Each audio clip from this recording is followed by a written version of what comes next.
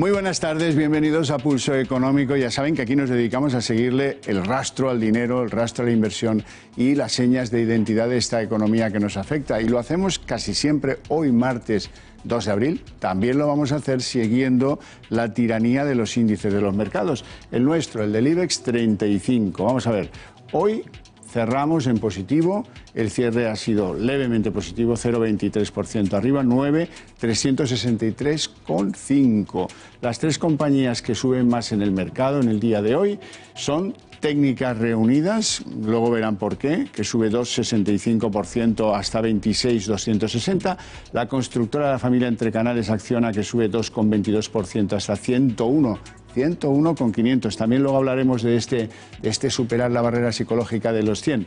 Celnex cierra hoy en 1,89 arriba, en 27 justos. Las tres que más bajan, ya saben que aquí cuando algo sube también hay algo que baja. CaixaBank, hoy día de dolores en CaixaBank con una caída de menos 1,85%, cierre en 2,859. Bankia, casi siempre el sector bancario va de por junto. También caídas 1,55 en Bankia hasta 2,344.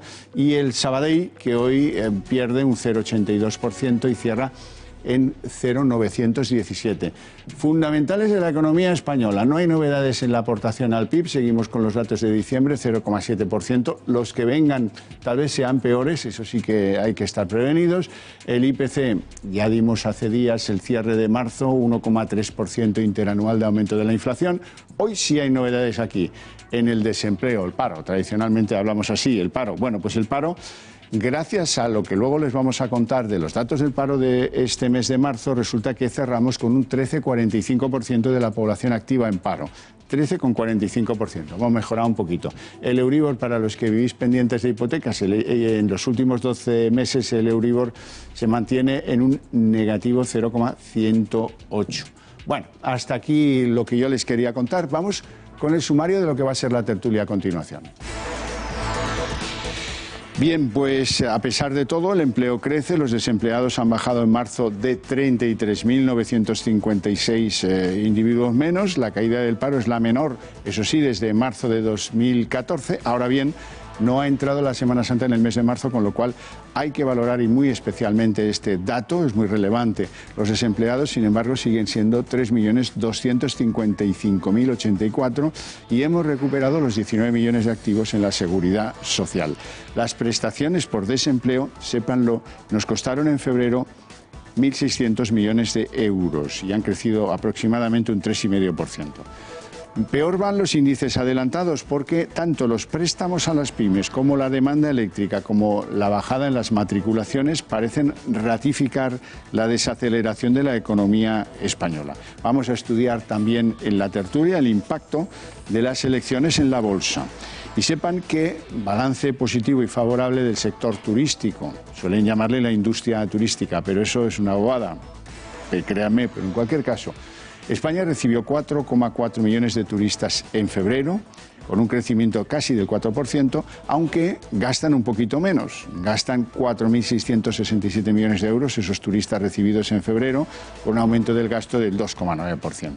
Y hablando de empresas, Inditex, el grupo gallego, parece que obtiene en España un 37% de sus beneficios totales, o sea que tiene una fuerte dependencia al mercado español.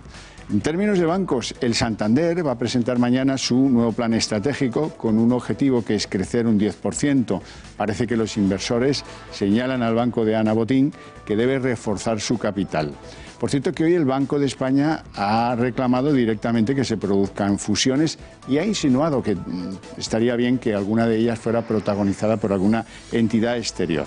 Hablamos ahora de Técnicas Reunidas, que ha conseguido, de ahí su alza, que antes hemos comentado, un contrato de la petrolera ExxonMobil en Singapur por nada más y nada menos que 1.340 millones. Hablaremos también de la aseguradora Allianz, que compra el edificio Castellana 200 por 250 millones de euros. Y como no, hablaremos de Acciona, porque este valor estrella de la bolsa española ha alcanzado hoy 101 euros en sus cotizaciones diarias, marcando esa condición de valor estrella que les señalaba. Hasta aquí el sumario, vamos con nuestra tertulia La Barandilla. Hoy nuestros invitados son don Antonio Sales, analista de XTV. Muy buenas tardes, ¿qué tal? Y don Borja Rivera. Don Borja Rivera, tengo que decir que es profesor de bolsa de AE Business School y también es asesor de patrimonios de GVC Gaesco. Buenas tardes, bienvenido. Buenas tardes. Si les parece, empezamos con el rango macro, con el rango de los datos de desempleo. Buenos datos, para algunos inesperados datos, buenísimos datos. Nos alegramos mucho de que se coloquen 33.956 personas, ahora ven ahí el gráfico. Nos alegramos todavía más de que, en fin, que haya 19 millones de activos cotizando a la Seguridad Social, con un incremento de cotizantes de 155.104. Eso es lo que registran los datos del paro en la circunstancia del mes de marzo. Bien, buen balance. No sé si le parece buen balance o no al presidente de ATA, de la Asociación de los Empleados Autónomos, Lorenzo Amor. Van a oírle a continuación. El mes de marzo ha tenido un buen dato de empleo. Ha tenido un buen dato de empleo con un importante crecimiento de empleo. No obstante, tiene una de cal y dos de arena. Por tercer mes consecutivo, el ritmo de creación de empleo indefinido vuelve a ser más bajo que el pasado año.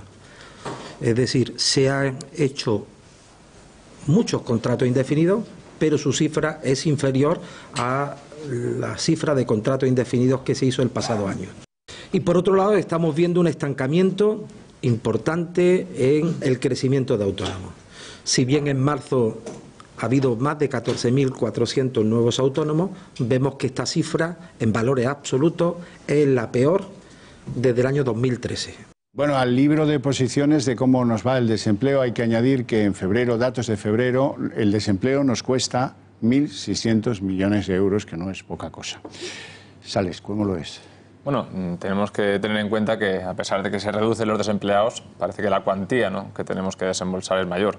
Tanto eso es un aspecto negativo. Lo que sí que tenemos que tener en cuenta es, como tú muy bien has comentado hace un momento, estamos enfrentando una situación de que la Semana Santa cae en abril. Por tanto, son datos del mes de marzo en los que, de manera un tanto anómala y positivo, bueno, pues se reduce todavía más el desempleo. Veremos en abril que sea todavía más positivo. Y bueno, eso hay que en este caso tomarlo de una manera positivamente y valorar que en este caso, bueno, ante las anomalías que se han dado, vemos que la situación sigue incrementándose, en este caso sigue mejorando la situación laboral de los trabajadores españoles, aunque también hay que tener en cuenta que nos encontramos ante un tramo ya cada vez más alto, ¿no?, de esos ciclo económico alcista, y por tanto, bueno, pues es normal que se vayan reduciendo cada vez más las cotas de crecimiento laboral. Profesor Rivera.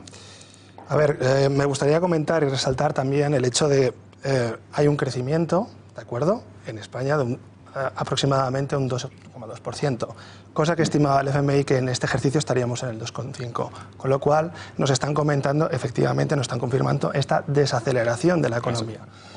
Bien, dicho esto, también me gustaría remarcar que a veces me gusta en clase pues ubicar a la gente y decirle, oye, el crecimiento dentro de Europa es del 1,8%, el esperado, y de economías más consolidadas como la alemana estaríamos hablando del 1,5%. Con ello también decir que esta desaceleración no es solo aquí en España, sino que también es a nivel global, sobre todo y fomentada por esta guerra comercial que está teniendo Estados Unidos con todo el mundo, principalmente con China. Vamos a ver si se resuelve y podemos anular ese factor de riesgo, ese factor de inestabilidad. Vamos con esos elementos que decía el profesor Rivera.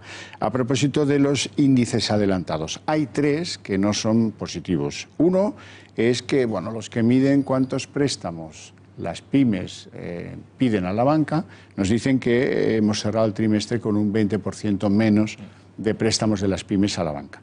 Los que miden la demanda eléctrica, y este es un dato del mes de febrero, no lo hay todavía del mes de marzo, hablan de una desaceleración de consumo eléctrico del 5,2%. Y los que miden las ventas de vehículos hablan de un trimestre con un 7% de caídas. Esos son tres pájaros de mal agüero que vienen a consolidar la idea de que nos estamos desacelerando, pero con datos, no intuitivamente como antes, que íbamos un poco de nariz, y ahora vamos con datos y sabemos a dónde vamos. Bueno, concretamente el sector del automóvil, el tema de matriculaciones está pasándolo bastante mal en relación a lo que estábamos comentando. El conflicto arancelario, Estados Unidos está presionando, el sector del automóvil se ve directamente atacado. En este caso, bueno, pues es normal que las matriculaciones... Los políticos han creado incertidumbres a propósito de los diésel o de los vehículos con emisiones. En fin, hay varias cosas que hacen que el mercado esté reticente. Y no es de los más reticentes en Europa tampoco la caída de ventas, o sea que sí que aquí vamos a tener una desaceleración bastante clara y franca. También me gustaría comentar que el año pasado también el sector automovilístico fue de los más castigados en bolsa. De hecho, fue el segundo sector con mayor caída dentro del año 2018, por encima del 20% de media. Claro. Con lo cual ha sido duramente penalizado, y también me gustaría resaltar que veníamos de un escenario en récord absoluto de ventas de coches, con lo cual también en un escenario de un empobrecimiento generalizado, pues ya es normal que se contraiga. Pero tenemos la demanda eléctrica que parece un 5% es bastante de caída. Y aquí podríamos hablar, perdona que te interrumpa, claro, también del tema climático, es decir, no ha hecho el frío que se esperaba. Al final, también todo el sector energético es muy dependiente también de la climatología. Nos quedan los préstamos de las pymes que se han reducido un 20%. Cada vez cuesta más emprender desde abajo. Nos encontramos cada vez en una economía más globalizada, y empezar algo desde abajo, aunque nos empujen un poco a autogestionarnos a nosotros mismos, nos cuesta. Por cierto, profesor, que las pymes son el 86% del empleo en España. Sí. O sea que por eso ha salido Lorenzo Amor valorando los datos del paro, porque es más significativo lo que diga ese señor que lo que diga el secretario general de no sé qué sindicato o el director general de no sé qué historias, ¿no? Aquí las cosas claritas. Por cierto, vamos a ver, profesor Antonio Sales, dígame una cosa. Usted ha hecho un estudio sobre el impacto de las elecciones en la bolsa. Exactamente. Curioso estudio, científico estudio, el empeño, yo le agradezco el empeño. Conclusiones del estudio mientras ustedes ven un gráfico que ilustra pues la rentabilidad en bolsa de los diferentes periodos presidenciales, arrancando desde Felipe González, José María Aznar, Zapatero, Rajoy, y este más cortito, el que está en color rojo a su derecha, es el periodo que corresponde a Pedro Sánchez.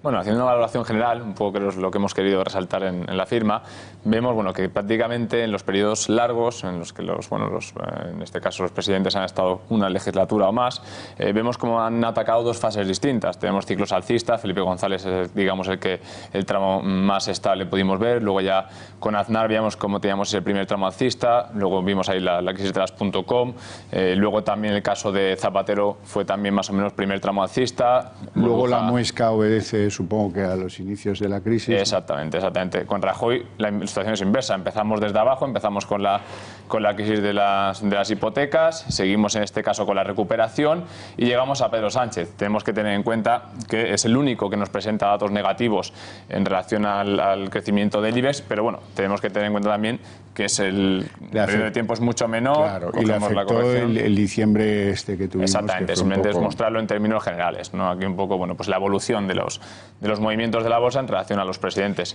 Conclusión del informe que me ha llamado la atención. ¿Qué pasa al día siguiente a las elecciones en bolsa? Pues deben de saber los inversores que el día posterior a las elecciones siempre vemos una leve corrección. Se agrava todavía más si nos encontramos hasta un cambio de presidente. Es decir, si por ejemplo hablamos de continuidad en el caso de... Un presidente inesperado. Exactamente. Por ejemplo, si hablamos de segundo ciclo, pues hablaríamos de una corrección de en torno al 1% a la baja. Si ya pasamos a ver un nuevo presidente, podríamos estar hablando de correcciones por encima del 2-3%. Bueno, ahora ya sabe que lo importante no es el día de las elecciones, sino los pactos a continuación, a ver quién pacta con quién, qué mayorías, los gobiernos Frankenstein y todo eso.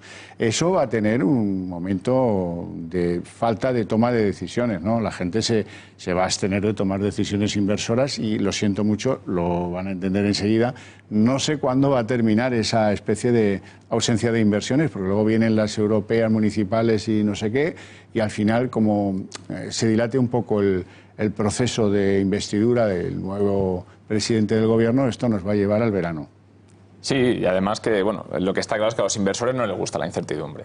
Lo que también apreciamos es que en ese bloqueo que encontramos en 2015, pues tuvimos una corrección del IBEX de prácticamente un 8%. Entonces, bueno, lo que se tiene que, en este caso, buscar son acuerdos y, sobre todo, estabilidad, que garantice, en este caso, un gobierno estable, un gobierno sano, que los inversores vean con buenos ojos, Europa también, evidentemente, y traiga, en este caso, positivismo, no la renta variable. Bueno, mucho refugio veo yo en los fondos monetarios, ¿eh? Ahora lo hablaremos. También me gustaría resaltar el hecho de que los gobiernos pueden ir cambiando, pero principalmente también la política económica viene marcada desde el Banco Central Europeo.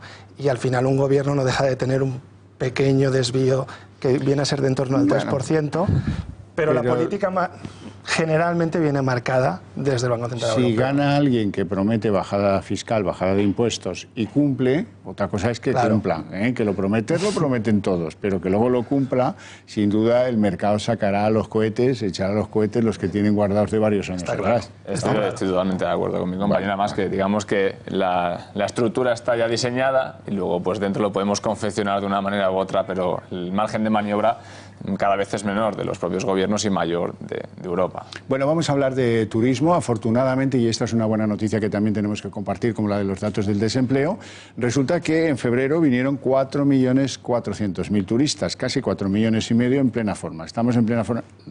En febrero no viene nadie a tomar el sol, ¿eh?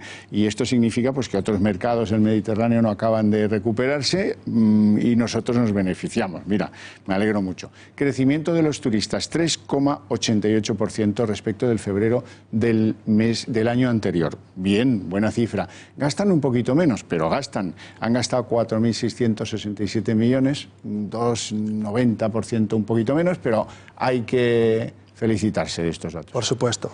Tenemos que tener en cuenta que hace 6 años que estamos en máximos consecutivos cada año, inclusive el 2018. No solo esto, también comentar que viene marcado sobre todo por el hecho de la situación geopolítica que se ha encontrado en Oriente Medio y en Egipto, y ha hecho que vengan muchos turistas hacia aquí. También me gustaría remarcar que seguramente aún continuaríamos con crecimiento positivo, pero se frenará este crecimiento tan expansivo, porque se redirigirán los turistas de nuevo a otras plazas como Oriente Medio. Y viene el Brexit. Y viene el Brexit, además. Esto nos va a hacer. Sí, aparte son los británicos son nuestro principal, en este caso, visitador, ¿no? Entonces, fíjense cómo en una semana casi nadie duda ya que va a haber un Brexit duro. Bueno, yo creo que se están precipitando, hay muchos escenarios abiertos, creo que hay que negociar todavía mucho, pero bueno, sí que es verdad que hay rumores de todo tipo y se plantea el escenario ya más sabe negativo. Usted lo que dicen los castizos, que hay 2 tipos de despedidas conocidas en el mundo, la francesa, que es no decírselo a nadie y desaparecer, y a la inglesa, que es decírselo a todos, pero estar ahí, ¿no? Dando un poco la murga.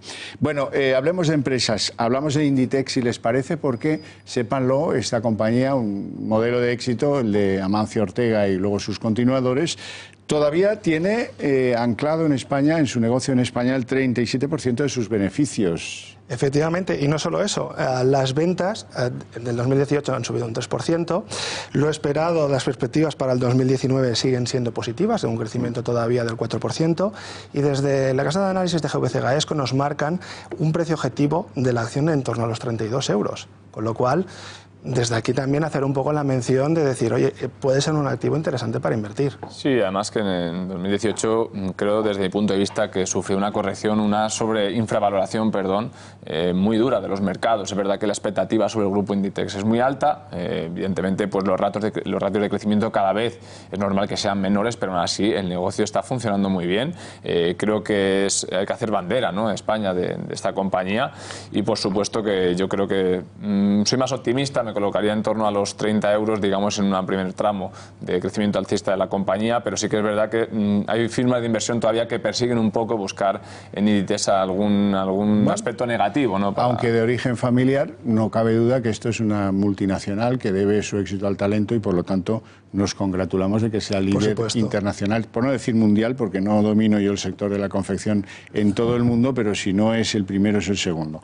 Vamos con los bancos. El Santander, que mañana presenta un interesantísimo plan estratégico en el que se abordan 2 temas. Uno, tienen, mejor dicho, esto como lo va a presentar Ana Botín, lo dirá Ana Botín, tenemos que crecer un 10%, y los inversores, eso sí lo digo yo, le dicen al Santander, oiga, tendría que tener un margen de capital un poquito más robusto. Efectivamente.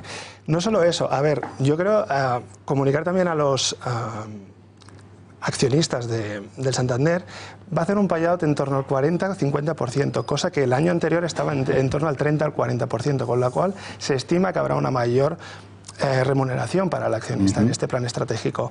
No solo esto, esperan un ROE de en torno al 10% de crecimiento, que es al final el beneficio que sacan de los fondos propios. ROE, rentabilidad de los euros que están en fondos propios de la casa. ¿De acuerdo?